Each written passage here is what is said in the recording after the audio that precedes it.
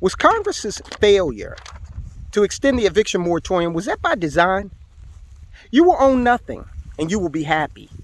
Isn't that what the World Economic Forum told you in 2020? It's more like you will own nothing and they will be happy. Okay? So there's this recurring theme that keeps popping up. Big financial media, big media in general, keeps popping up with this recurring theme of, hey guys, you don't need to own a home. That's an outdated model. You're not getting anything out of that. BS, okay? Total BS. We're going to expose that lie and show you exactly why you should own, okay? And we're going to do so in a way that makes you more aware of the interest that you are up against. And that in and of itself will convince you why you need to own assets. And don't let anybody tell you that the home you live in is not an asset, okay? Now, the home you live in serves a purpose above and beyond just being a financial asset. Yes, that's true. But it still gives you financial capability, all right? And we're going to talk about all of that in just a moment. I'm going to finish my hike, and I'm going to get right back to you. Hey, MCE crew, I hope your day is progressing profitably. I'm back from the hike, and now we're going to talk about this sinister plot to make you believe that ownership is out of fashion, out of date, not necessary. And as we go through this, I want you to understand, keep this running in the back of your mind. The people that are telling you this own 99% of the wealth in the world, okay? They own it. George Soros is definitely not renting his house. Okay, so before we get started, before we delve deeply, go ahead, hit subscribe if you haven't already. If you have, I thank you. Hit like. If you do not like this video, go ahead and hit thumbs down twice. And don't forget to share this. Help us grow this channel. We want more people exposed to what we're talking about here. Okay, so let's go. The incipient Great Reset is a multifaceted beast. That's a great word for it. This is a sinister plot designed to put you and those you love, including your children and their children, into a permanent dependent class, reliant on things like universal basic income, and a whole host of issues comes along with that, namely subservience to government. You think you're going to go out here and do what you want to do and collect money from this government or from some corporate structure that is responsible for paying into a universal basic income fund? We're already seeing how what happens to you if you say the wrong thing on one of these social media platforms. Okay, so just imagine there could be other, more insidious plots to come along, like, oh, well, you didn't want to take a certain medication, so therefore we're going to cut your benefit until you decide to play ball. Remember, they want you to own nothing and be happy. And right at the top of the list of things you definitely shouldn't own is your own home. The headlines about this have been steady for the past few years, but it has picked up pace in the wake of the events of 2020. We all know what I'm talking about. You can find articles all over the internet talking up renting over owning. Last month, for example, Bloomberg ran an article headlined, "America Should Become a Nation of Renters." Now I wonder, does that include Michael Bloomberg? Should he rent? He owns an island off of Bermuda, okay? He's not renting it, he owns it. But you should become a renter. Now, in that article, it praises what they call, quote, the liquidation of the housing market, unquote, and gleefully expounds on the idea that the very features that made home buying an affordable and stable investment are coming to an end. Who says? What are some of the features that made home buying a stable investment? Well, number one, and I guess we all know this is possible, you could extract equity from your home as it builds it. Under certain circumstances, you can tap into the equity of that home. A lot of people right now are using the reverse mortgage. They're seniors who are, on a fixed income, and they've been able to tap into that appreciation. That's another benefit, and get that equity out of there. So yeah, this is definitely an investment. Don't let anybody tell you that your home is not an asset, okay? It is. It just happens to be an asset that you reside in. So your behavior toward that asset is going to be different than your behavior toward your stock portfolio or your 401k. But it is certainly an asset because it does appreciate in value and you can tap into that value, okay, to fund a lifestyle, to fund a college education. So when they say it's the stable investment aspect of this is coming to an end, that's a demonstrable lie. Now, you can't tap into any equity as a renter, okay? You certainly can't enjoy the appreciation of the property as a renter. In fact, as that property appreciates, your rent goes up, okay? That doesn't happen with a mortgage unless you do something with the equity. Your mortgage payment stays stable over decades, okay, in most cases. And then here's the other thing that you can't do as a renter. You can't pass that home on to your heirs, okay? You can't do that. Once you have, finished with your rental situation, you're done.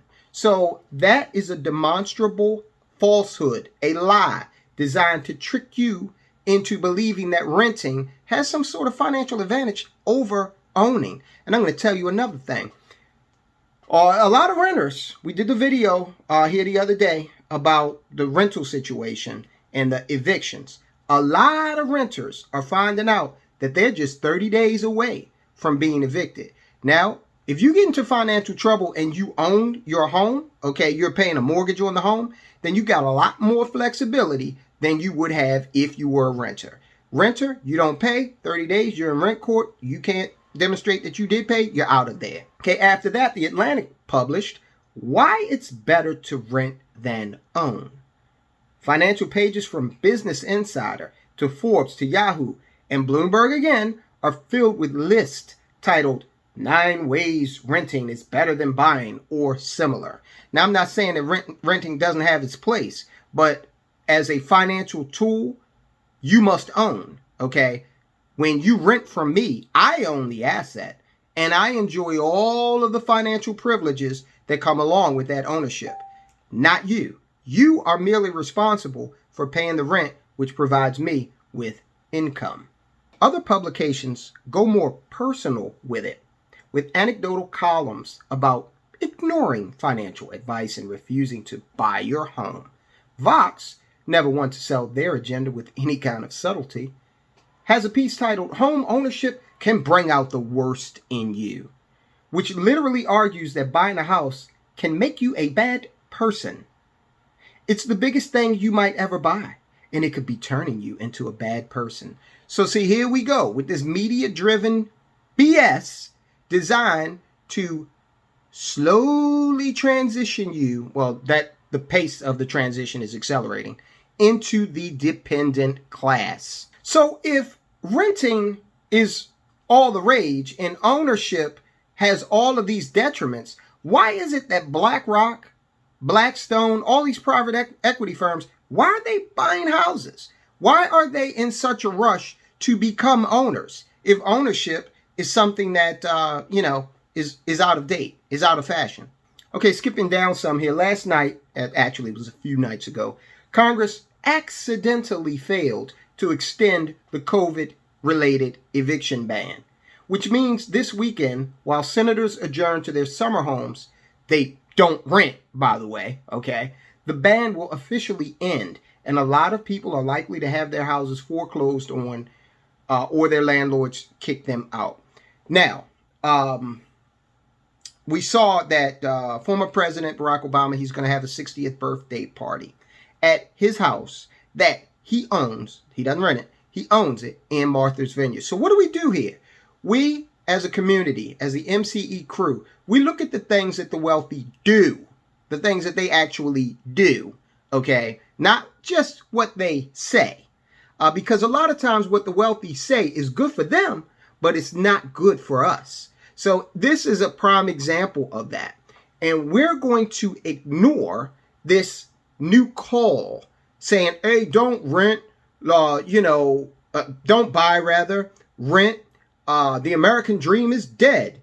Well, as long as banks are still willing to provide you with ways to unlock your equity, as long as properties are appreciating in value, and as long as you can pass these properties on to your heirs. Oh, and here's another one, the tax benefits. All of those things are benefits you get to enjoy.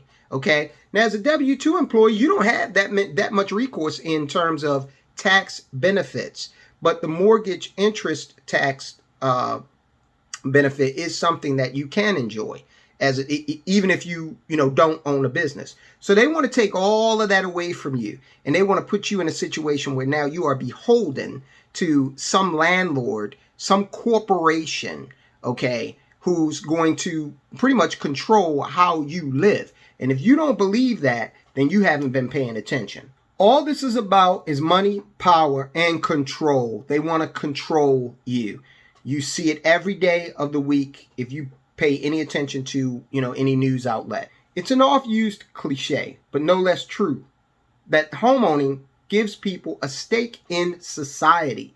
A family-owned house is a source of security for the future and something to leave your children. It is also sovereignty and privacy, your own space that no one else can control or take away, provided you pay your taxes and your mortgage. Okay, so a homeowner is independent. A renter is dependent. Okay, a renter is more easily controlled. A renter is more easily evicted, as we are going to unfortunately see millions of evictions occur over the next few weeks, thanks to this whole fiasco that we've talked about ad nauseum with the eviction moratorium.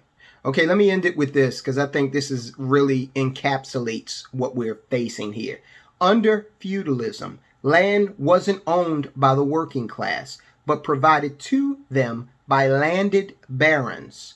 Hence the term landlord. If you disrespected your lord, or broke his rules, or he perceived another peasant, farm, animal, crop would be a better use of the land, he could take it back.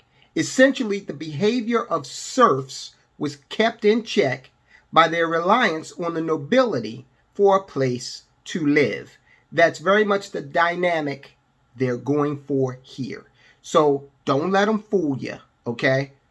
You go out and you continue to acquire assets that you own, just like they do.